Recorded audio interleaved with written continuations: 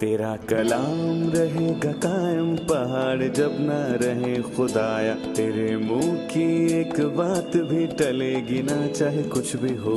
अजीज नाज़रीन, मैं अयाद ज़रीफ आप तमाम देखने वालों को हमारे रोज़ के बाइबली मुतालियाती प्रोग्राम की नई किस्त में खुशामदीद कहता हूँ। अभी हम पुराने अहद नामे में से दानियल की किताब का मुताला कर रहे हैं और आज हम तीसरे बाब का मुताला करेंगे।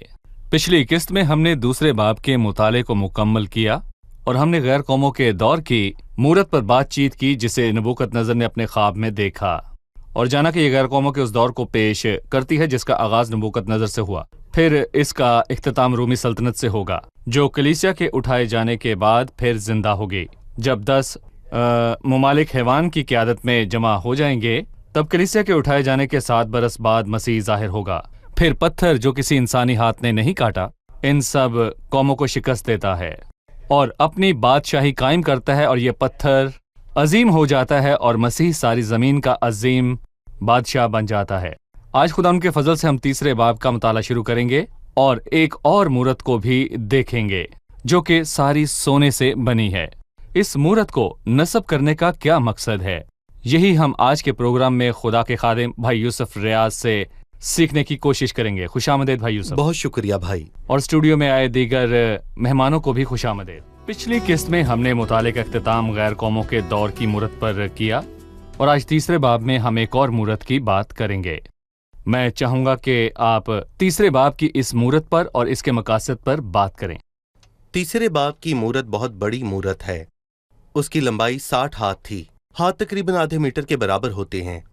लंबाई 30 मीटर है जो तकरीबन 10 मंजिल इमारत जितनी होगी।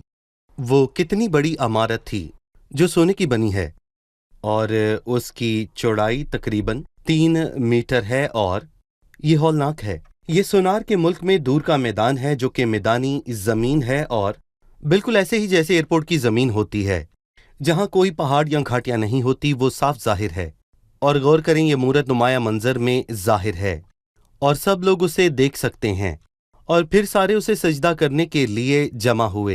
इस मूरत को नबूकतनज़र ने बनाया और उसे पेश किया जिसने पहले ख्वाब में एक मूरत को देखा था और जाना कि उसका सर सोने का है, लेकिन वो बादशाही किसी दूसरे को ना देना वो चाहता सल्तनत करते था। रहना चाहता था। वो सल्तनत करते रहना चाहता था। वो खुद से कहता क्यों ना मैं ही अव्वल और आखिर हो जाऊं, पर मैं कहूंगा नहीं प्यारे, तू अव्वल और आखिर नहीं है। और अयूब ने उसके मुतल्लिक कहा और आखिरकार वो जमीन पर खड़ा होगा। वो यहाँ वो पत्थर है जिसे किसी ने नहीं काटा और वो एक बड़ी सल्तनत बनाएगा। मसीह बादशाह है और वो अपनी बादशाहत को किसी और के लिए नहीं छोड़ेगा। लेकिन नबूकतनज़र तेरा तारीख में किरदार है, फिर तू जलाया जाएगा, जो कि वो नहीं अदा करना चाहता था। सो उसने वो मूरत बनाई जिसका मकसद मजहबी इत्तेहाद था, क्योंकि उस वसी सल्तनत में हर एक का अपना अपना खुदा था। उसने सोचा चूंकि मजहब ही लोगों को जुदा करने का बेहतरीन जरिया है, जैसा कि आज तक है, मजहब ही उन्हें आपस में लड़वाता और मरवाता है। सो उसने सोचा कि उन्हें मजहब ही से मुत्तहिद करके एक किया ताकि उसकी बादशाही कायम रह सके। ठीक है, मैं चंद आयात पढ़ने के बाद आपसे सवाल करूंगा। नबूकतनज़र बादशाह ने एक सोने की मूरत बनवाई जिसकी लंबाई 60 हाथ और चौड़ाई 6 हाथ थी और उसे दुर्रा के मैदान सुबह बाबुल में नस्ब किया।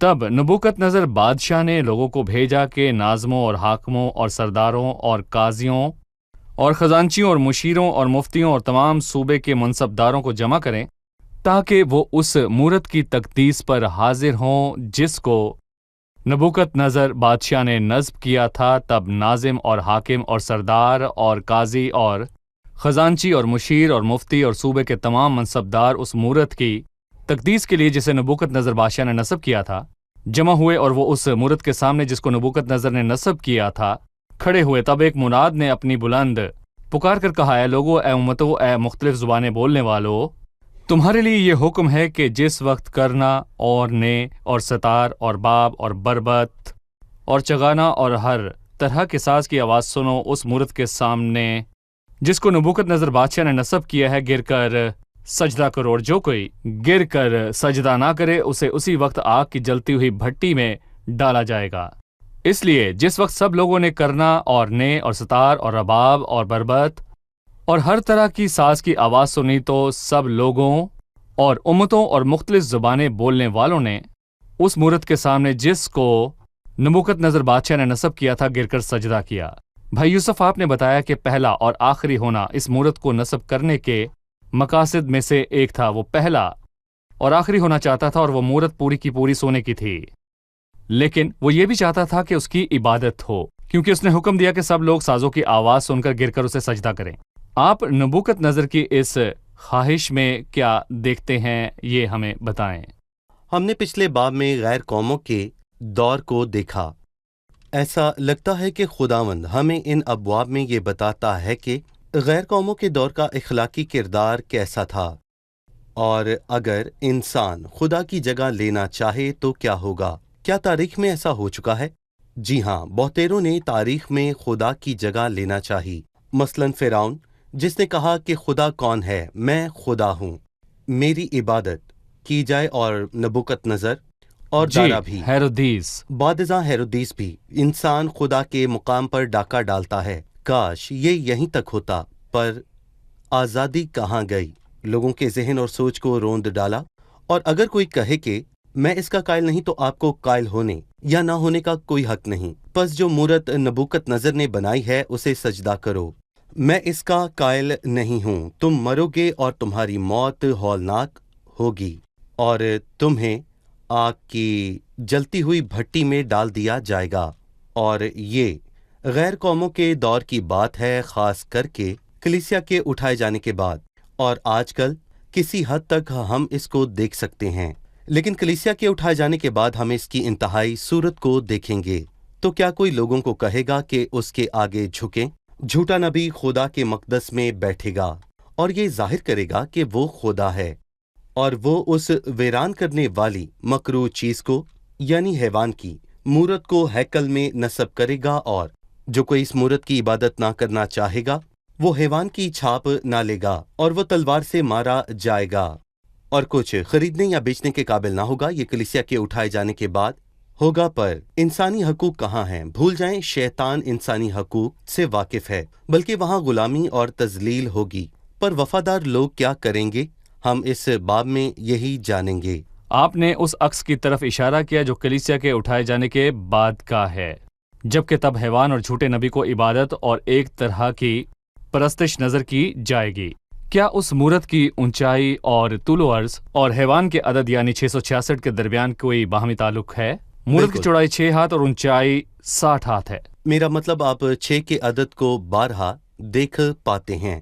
اونچائی 60 ہاتھ اور چوڑائی 6 ہاتھ، اور موسیقی کے ساز جن کا ذکر اس آیت میں 3 مرتبہ ہوا ہے، وہ ساز 6 قسم کے ساز ہیں، لہٰذا 6 کا عدد اپنی چھاپ چھوڑتا ہے۔ میرا مطلب حیوان کے عدد 666 میں 6 کا عدد 3 مرتبہ آیا ہے، اور اگر 3 خدا کا عدد ہے تو انسان کو بلند کیا گیا ہے، وہ خدا کا مقام پانا چاہتا ہے، اور 6 کا عدد برائی کا عدد ہے، اور 6 کا عدد انسانی عدد ہے، کیونکہ ہم جانتے ہیں کہ اسے چھٹے روز تخلیق کیا گیا، اس لیے انسان کا عدد 6 ہے۔ جی، اس لیے چونکہ آپ نے تقسیمی اور نبوتی پہلو پر بات کی تو آئیے اسے دیکھتے ہیں اور اس سے کچھ عملی اسباق کو لیتے ہیں۔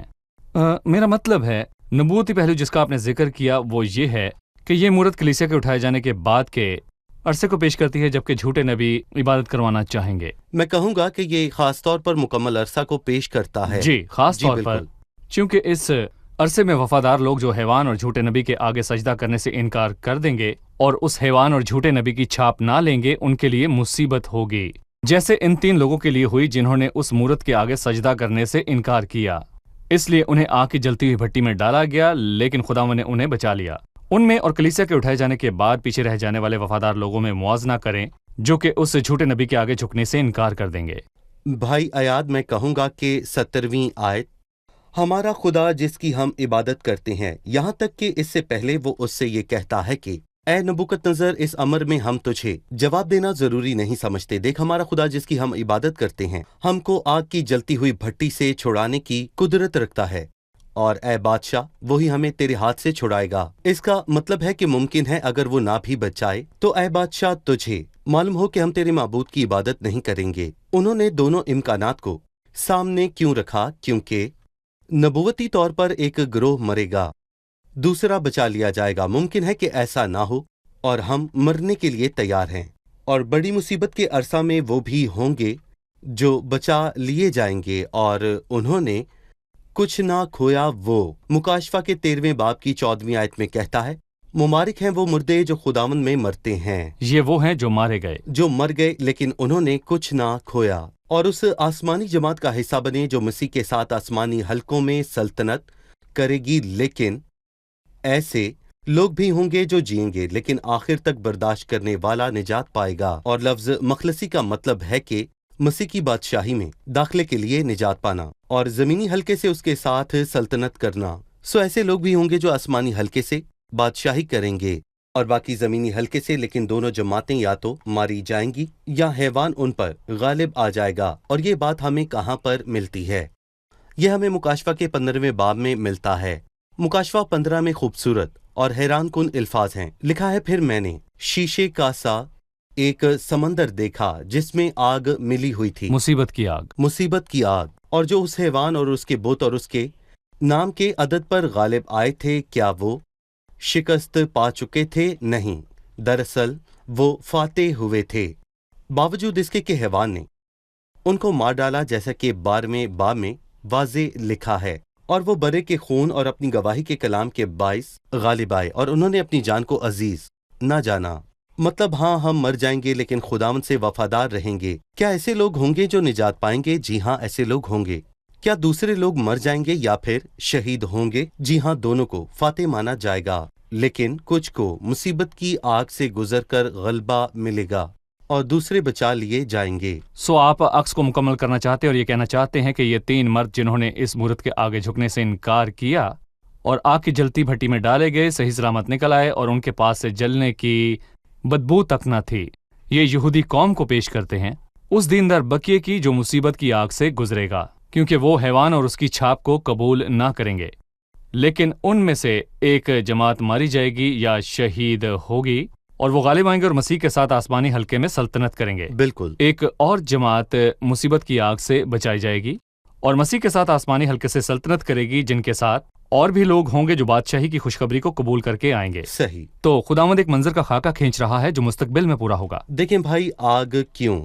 हम यसाया के 4थे बाब में पढ़ते हैं, जब खुदावंद सिय्योन की बेटियों की गंदगी दूर करेगा, यरूशलेम का खून रूहे अदल और रूहे सोसन के जरिए से ढूंढ लेगा। सो ये मंसूबे का हिस्सा है, लेकिन वो कुछ शहादतों की तफसील अता करेगा और कुछ लोग होंगे जो मुसीबत से बच जाएंगे, उन्हें खुदा अपने फजल के साथ बचा लेगा। सही।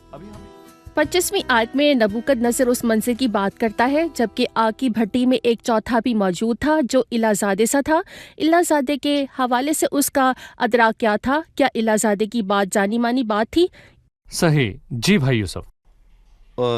उस वक्त जहां तक नबूकदनजर की समझ थी, जो कि एक बुत परस्त बादशाह है, इसका मतलब है इलाही शख्स, और इससे मुझे सूबेदार याद आता है जिसने मसीह की सलीब के पास खड़ा होकर मरकस 15 बाब के मुताबिक कुछ कहा।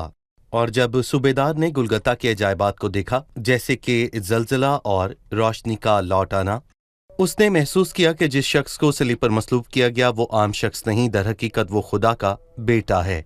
मुझे नहीं लगता वो तस्लीस को समझता था, और ना ही मुझे ऐसा लगता है कि वो रोमी सूबेदार इस मामले को समझता था, लेकिन वो ये कहना चाहता था कि यीशु कोई मामूली शख्स नहीं है, वो इलाही शख्स है, वो आसमानी शख्स है। यही बात हम यहाँ पर देखते हैं। नबूकदनजर ने कहा कि हमने 3 लोगों को डाला था जिनसे मैं बाखूबी वाकिफ हूँ, लेकिन मैं एक चौथे को देखता हूँ जो बाकियों से मुख्तलिफ है। चौथे की शक्ल आला ज़ादों की सी थी और वाज़े तौर पर चौथा इलाही है। ये उसके वादे का पूरा होना था जो हमारे खुदावंद ने किया, जो वादा उसने यसाया 43 में खुद से किया। खौफ न कर, जब तू सैलाब में से गुजरे तो मैं तेरे साथ हूँगा, और जब तू नदियों में से गुजरे तो वो तुझे ना डुबोएंगी। मैं तेरे साथ रहूंगा। और यहाँ हमारा खुदावंद इस वादे को पूरा करता है। ठीक है, यहाँ नबूती खत मुकम्मल होता है, मेरा मतलब पूरे तौर पर तो नहीं, क्योंकि ये हमें पूरी किताब में देखने को मिलेगा, लेकिन हमने नबूती अक्स को देख लिया है जिसका ताल्लुक उन 3 मर्दों से है जो वफादार लोगों को पेश करते हैं। हम उनकी वफादारी से कुछ अमली और इखलाकी असबाक लेना चाहेंगे और वो किस तौर पर मुसीबत की आग में ले जाती है। लोगों ने सजदा करने से इनकार किया, लोग मरने को तैयार हैं लेकिन खुदा की तजलील करने को नहीं। मुझे बताइए कि लोग किस तरह अपनी वफादारी से कायम रहें जबकि उन्हें मुसीबत की आग का सामना हो। इसके मुतल्लिक आपकी क्या राय है? दूसरे बाब में हम देखते हैं कि खुदा ने उनके साथ क्या किया, और तीसरे बाब में हम उनका रद्द अमल देखते हैं, और ये भी कि वो कैसा शानदार था। हमारे खुदावंद ने उन पर वो बातें जाहिर की जो इंसानी सूरत में समा नहीं सकती। और दूसरे बाब में उसने बादशाह के ख्वाब को जाहिर किया, वो क्या था और उसका क्या मतलब था। एक मामूली शख्स के लिए उसे समझना मुश्किल था, लेकिन ये इसलिए हुआ क्योंकि खुदावंद ने उनकी दुआओं का जवाब दिया। और यहाँ पर हम उन लोगों की वफादारी को देखते हैं जिन्होंने मरकर जलने के बावजूद उसकी प्रस्तिश हरगिज ना की, लेकिन वो वफादार रहे। और मुझे जो सबसे ज्यादा बात पसंद आई वो ये कि उन्होंने इसे कबूल किया, बल्कि कितनी आसानी से बहतान लगाने वाले नबूकतनजर का उन्होंने सामना किया जो कहर से भरा हुआ था। और उसने हुक्म दिया कि भट्टी की आग को 7 गुना तक बढ़ा दिया जाए। लेकिन किस लिए? आग तो जल रही है। ये एक पागलपन था। कुछ लोग नबूकतनजर की इन बातों की वजह से उसे कोई दिमागी मरीज समझते हैं। बिल्कुल ऐसा ही तब हुआ जब उसने इन लोगों को यहूदा की असीरी के दौर से देखा जिन्हें उसकी कोई परवाह ना थी, और इसलिए वो बरहम हो गया कि भट्टी की आग को 7 गुना तक बढ़ाया जाए, यहाँ तक कि वो ताकतवर मर्द जिन्होंने उन 3 नौजवानों को आग में डाला आग में जल मरे। लेकिन वो 3 लोग सुकून से आग में उतरे और उससे निकल आए। मैं कहूँगा कि गोया वो उससे कह रहे हों, तुमने हमें इतनी जल्दी क्यों निकाल लिया? हमें तो वहां पर बहुत मजा आ रहा था क्योंकि खुदा का बेटा उनके साथ था। ठीक है, अब वक्त है कि हम जाने मेहमानों से उनका सवाल। तीसरे बाब में 3 मर्दों को आग की भट्टी में डालने के वाक़े का जिक्र है। इस मंजर में दानियल कहाँ है? दानियल आग की भट्टी के मंजर में कहाँ है? जब हम पिछले बाब को पढ़ते हैं तो हम जानते हैं कि बादशाह ने दानियल को तरक्की दी और उसके रुतबे को बढ़ाया। और कुछ लोग कहते हैं कि वो किसी मकसद से मुल्क से बाहर था, जो कि एक माकूल बात है क्योंकि ये नामुमकिन बात है कि वो उसे सजदा करता, और उसका जिक्र भी इस बाब में कहीं नहीं मिलता। नहीं हो सकता कि वो रियासत में हो लेकिन वो उस बड़े जश्न का हिस्सा ना बने। गालबन उसका रुतबा बुलंद किया गया था पर वो किसी वजह से मुल्क से बाहर था। लेकिन मैं कहूँगा कि हम इससे एक खूबसूरत सबक सीख सकते हैं इस बाब में, जहाँ पर 3 नौजवानों को आग की जलती हुई भट्टी में डाला गया है और चौथा उनके पास आया। और चूंकि दानियल मसीह का एक खूबसूरत अक्स है, जरूरी ना था कि वो इस मंजर में जाहिर होता। खुदा का बेटा खुद आग की भट्टी में आ गया। देखें, यहाँ मैं कहूँगा कि जब खुदा ने उनका ईमान देखा तो वो उनके पास आग की भट्टी में आया। यहाँ पर मैं कहूँगा कि दानियल के तस्करे की जरूरत ही नहीं है। छठे बाब में हम देखते हैं कि दानियल मसीह का अक्स है जिसे मांद में डाला जाता है और फिर पत्थर से मोहर की जाती है। ये मौत का अक्स है, लेकिन वो सुबह सवेरे उठता है बिल्कुल जैसे मसीह जी उठा। हम 3 लोगों यानी सदरक, मीसक और अबदनजू के बारे में नहीं पढ़ते क्योंकि छठे बाब में दानियल मसीह को पेश कर रहा है जो इस दर्दनाक मंजर में बिल्कुल तन्हा है। काबिल एहतराम इतलाक है। शुक्रिया भाई यूसुफ। इसके बाद 28वीं आयत में बाइबल नबूकतनजर के रद्द-ए-अमल का जिक्र करती है जिसके सामने ये नौजवान आग की भट्टी से निकल आए हैं। पस नबूकतनजर ने पुकार कर कहा, सिदरक और मीसक और अबदनजू का खुदा मुबारक हो, जिसने अपना फरिश्ता भेजकर बंदों को रिहाई बख्शी जिन्होंने उस पर तवक्कल करके बादशाह के हुक्म को टाल दिया और अपने बंदों को निसार किया कि अपने खुदा के सिवा किसी दूसरे माबूद की इबादत और बंदगी ना करें। इसलिए मैं ये फरमान जारी करता हूँ कि जो कौम या उम्मत या अहले लुगत सिदरक और मीसक और अबदनजू के खुदा के हक में कोई बामुनासिब बात कहें, उनके टुकड़े टुकड़े किए जाएंगे और उनके घर मजबला हो जाएंगे, क्योंकि कोई दूसरा माबूद नहीं जो इस तरह रिहाई दे सके। फिर बादशाह ने सिदरक और मीसक और अबदनजू को सूबा बाबल में सरफराज किया। भाई यूसुफ, आप इस रद्द अमल में क्या देखते हैं? पिछले बाब में हम देखते हैं कि दानियल ने बादशाह की बात को पूरा किया, भले ही वो बात गैर मौकूल बात थी। और हम देखते हैं कि वो 3 नौजवान बादशाह की बात को बदल देते हैं जो फिर गैर मौकूल थी, क्योंकि वो धमकी और खबरदारी भयानक थी। उस आग में वो मर्द जलाए गए जिन्होंने उन तीनों को आग में डाला था।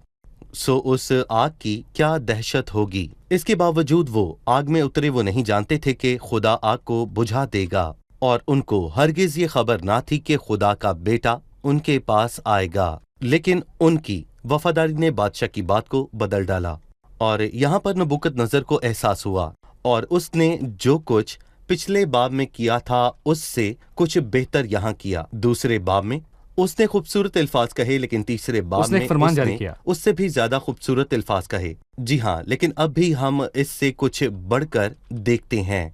देखें चौथे बाब में और इस वाक्य में कुछ मुफस्सरीन का ये कहना है कि नबूकदनजर तब्दील हो गया था और हकीकी खुदा को जान गया था। शायद जब हम आसमान पर जाएंगे, नबूकदनजर उन लोगों के दरमियान होगा जो कामिल फजल से वहां पर पहुंचे। भाई यूसुफ, आप उसकी इस बात पर क्या कहेंगे कि कोई दूसरा माबूद नहीं जो इस तरह रिहाई दे सके? ये शानदार बात है और अपनी जगह ये एक गवाही है। लेकिन क्या आपने गौर किया कि ये बात गैर फाल है कि कोई दूसरा माबूद नहीं, लेकिन उसने ये ना कहा कि मैं इस खुदा की इबादत करता हूँ। लेकिन चौथे बाब में वो हैरत अंगेज गवाही देता है, बल्कि वो अपने मुतल्लिक भी एक बात कहता है कि मैं आसमान के बादशाह की सताइश और ताजीम करता हूँ। भाई यूसुफ, मैंने किसी का तबसरा सुना, उसने कहा कि वो नौजवान आग की भट्टी में डाले गए और आग की भट्टी से 3 निकले पर चौथा ना निकला। चौथा तब भी आग की भट्टी में ही रहा, ताकि हर जमाने के वफादार लोगों का वहां इस्तकबाल करे। हर वफादार जो आग की भट्टी में जाता है, जैसे कि बीमारी की, मसाइब की, मुश्किलात की आग, वो जलती भट्टी में मसीह को अपने साथ पाएगा। इन अल्फाज से हम अपने नाजरीन की हौसला अफजाई करते हैं जो कहीं भी दुख में हैं। जी, हम इन अल्फाज से अपने प्यारे नाजरीन की हौसला अफजाई करते हैं जो कहीं भी दुख में हैं। मेरा मतलब ये सिर्फ मुसीबत की आग नहीं है। यकीनन बहुत से लोग हैं जिन्होंने इस मसले का सामना सब्र और दिलेरी से किया, और ऐसे लोग भी थे जिन्हें भेड़ बकरियों की तरह ज़िबा कर दिया गया, और वो बेहद साबित कदम और दलेर रहे, हालांकि उन्होंने मौत का सामना किया। लेकिन हम इस बात को अगर आम अल्फाज में ढालें तो हम ये कह सकते हैं कि बहुत से लोग हैं जिन्होंने आतशी मसाइब का सामना किया और प्यारों का खो जाना, तकलीफदेह अमराज और माली मुश्किलात का सामना किया। पतरस ने कहा, ऐ प्यारो, जो मुसीबत की आग तुम्हारी आजमाइश के लिए तुम में भड़की है, ये समझकर उससे ताजुब ना करो कि ये एक अनोखी बात हम पर वाक़या हुई है, बल्कि मसीह के दुखों में जूं जूं शरीक हो, खुशी करो, ताकि उसके जलाल के ज़हूर के वक्त भी खुश व खुरम हो। और मैं हर मुसीबत ज़दा भाई को जो आग की भट्टी में है कहूँगा, दलेर हो, क्योंकि खुदावंद तुम्हारे साथ है। और यकीनन मुझे यकीन है कि मसीह आज भी हम में से हर एक का मुंतज़िर है जिन्हें आग की भट्टी में डाल दिया गया है। आप चाहे जिस किस्म की भी आग में है, दर्द में है, तकलीफ में है, आप मुश्किल परेशानी में हैं, खुदावंद आपके साथ है। मेरे मुसाफिर भाई, दलेर हो। आप जो परदेश में हो और मुसीबतों में हो, जल्द ही उसके जलाल में शरीक होगे। खुदा आपको बरकत दे। इन हौसला बख्श अल्फाज के लिए आपका शुक्रिया। अब हम मेहमानों से उनकी राय जानेंगे। आप तैयार हैं? जैसा कि आप जानते हैं कि आज का मौजू था सुनहरी मूरत, जो नबूकदनजर ने नस्ब की और उसके आगे सजदा करने का हुक्म दिया, और जो कोई उससे इनकार करे वो आग की भट्टी में डाला जाए। और हमने देखा कि 3 नौजवानों को इसमें डाला गया। उस मूरत को नस्ब करने का बुनियादी मकसद क्या था?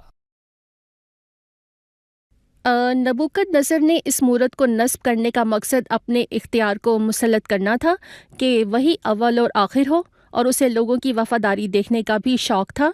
साथ साथ वो उनमें मजहबी इत्तेहाद पैदा करना और सब लोगों को इकट्ठा करना चाहता था, क्योंकि वो उनकी वफादारी को यकीनी बनाएगा।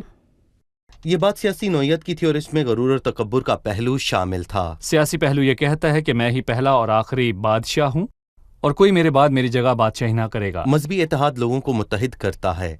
ठीक है, आप सबका शुक्रिया। भाई यूसुफ, आपका भी शुक्रिया। अजीज नाजरीन, मैं चाहता हूं कि आप जहन में ये अल्फाज लेकर जाएं जो इन 3 सूरमाओं ने फरमाए। जो 3 नौजवान थे, 17वीं आयत में मरकूम है, देख हमारा खुदा जिसकी हम इबादत करते हैं हमको आग की जलती हुई भट्टी से छुड़ाने की कुदरत रखता है, और ऐ बादशाह वही हमको तेरे हाथ से छुड़ाएगा। और नहीं तो ऐ बादशाह, तुझे मालूम हो कि हम तेरे माबूदों की इबादत नहीं करेंगे और उस सोने की मूरत को जो तूने नस्ब की है सजदा नहीं करेंगे।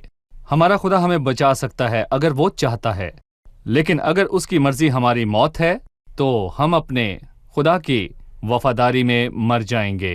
खुदा की मर्जी पूरी करते हुए दुख उठाना एजाज की बात है, बजाय इसके कि उसके खिलाफ जाकर दुख तकलीफ से बचा जाए। सो हमेशा याद रखें, चाहे आग की भट्टी की शिद्दत कितनी ही हो। चौथा, जिसकी सूरत अलाज़ादे की सी हो, यानी यीशु हमेशा आपके साथ हर मुश्किल में मौजूद है।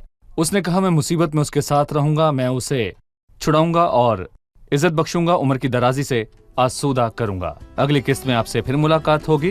खुदावंद आपके साथ हो।